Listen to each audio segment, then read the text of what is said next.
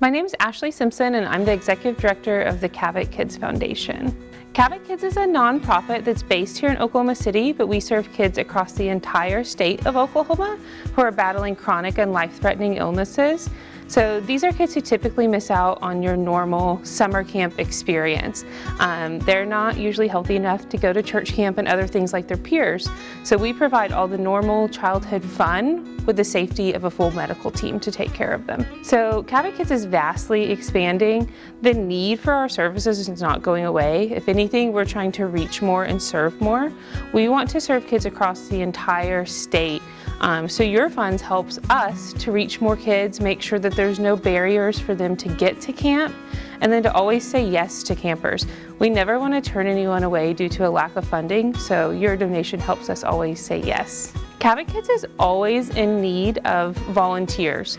So we need volunteers at our summer camps, ages 18 and up. We have some volunteer opportunities throughout the year.